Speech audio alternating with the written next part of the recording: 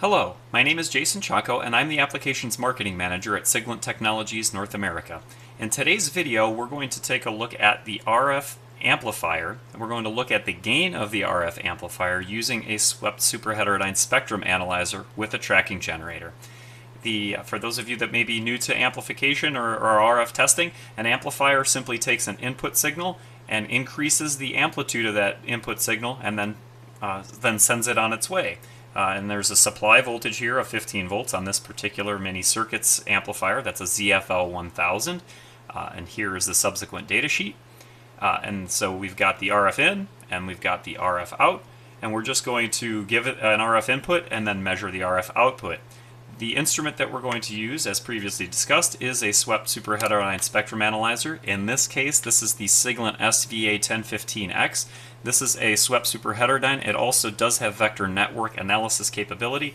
We're just going to use the tracking generator and the RF input, so this is just the standard spectrum analyzer portion of this particular instrument. But the tracking generator, for those of you that are new to these types of instruments, the tracking generator is an RF source. The frequency of the RF source sweeps with the input of the detector that's used for the measurement side of this instrument. So, and in factory defaults, which can be reached here through the preset value, we can see we've got a start value of 0 Hertz. We're going to sweep up to 1.5 gig. This particular amplifier works to 1 gig, and the tracking generator on this instrument starts at 5 megahertz. So we're just going to go start frequency 5 megahertz. Stop frequency 1 gig. So now we're sweeping from 5 meg to 1 gig. That means that when we turn on the tracking generator, we're going to have an RF output that sweeps from 5 megahertz to 1 gigahertz. The first step in this process, after we configure the display, we're actually going to normalize the cabling and adapters. So as you can see, we've got a cable here for the tracking generator. We've got a cable here for the RF input, and they terminate in SMA connections, N-type on this side, SMA on this side, and the cabling is going to add a certain level of error to the measurement, and we can actually use normalization to decrease the effects of this error on our measurement. So we're going to have the two cables, and then we've got a small SMA to SMA, both sides of this, hold on a sec.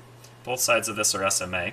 A small through adapter, so SMA to SMA. We're going to use this in place of the device under test. So we're going to tighten the SMA lug, and note that I'm tightening the hex nut. I'm not spinning the barrel itself. That actually helps the SMA connections last longer. So you never want to spin the connector, you want to spin the hex nut.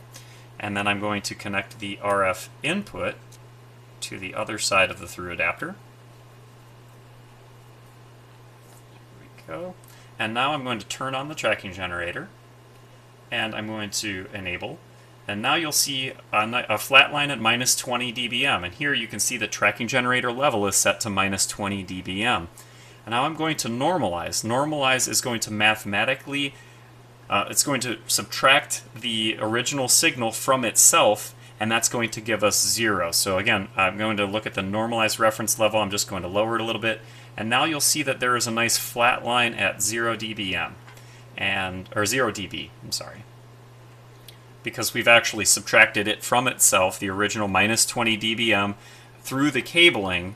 So we've subtracted the signal from itself, and now we've normalized it. So that gives us a 0. Now anything that we put in place of, that we add to the circuit, is going to be shown on the display. So any changes are going to then show on the display. So I'm going to disconnect here, and I'm going to replace this through adapter. Actually, I'm going to do this in a specific order. So now I'm going to take my amplifier, and I'm going to connect the RF input of the spectrum analyzer to the output. And I'm going to connect my power supply, which I'll show here in a sec. Power supply leads to the supply voltage of the analyzer, of the amplifier. Sorry about that. So I've got it connected to an SPD1168X power supply.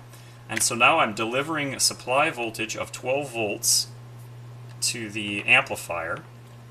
And now I can turn on the amplifier and connect the RF input. Now the sequence that I followed here is referenced from mini circuits, or referred to by mini circuits.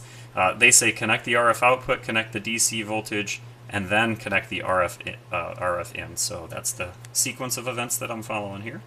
So I'm just going to connect that tracking generator input, and you can see on the display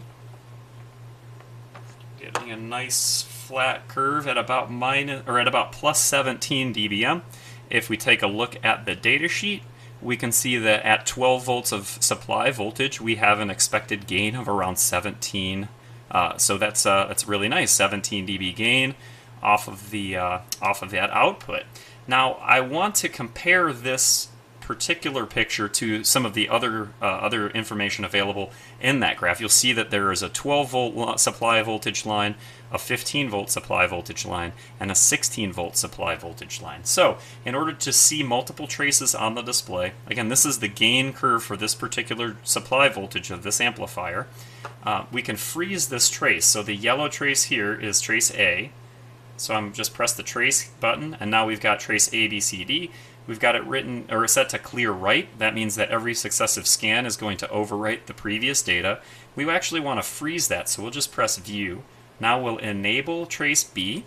We'll hit that to clear write, and now you'll see that they're overlaying. Now I'm going to change the supply voltage from 12 volts to 15, and you'll see that our curve has risen slightly. So our amplification of the input signal has gone up slightly by increasing the supply voltage to the amplifier, which is expected. And we can also freeze that. And we'll do one more, and we're going to do this at 16 volts, which is the last curve. And you can see that is almost overlaying directly on the display. So we can go to view there. And so now we are showing all three amplification curves for the three supply voltages shown on the data sheet of this particular amplifier. So we can use this tool, the Spectrum Analyzer with the tracking generator, to check out the performance or the gain performance of our amplifier very easily.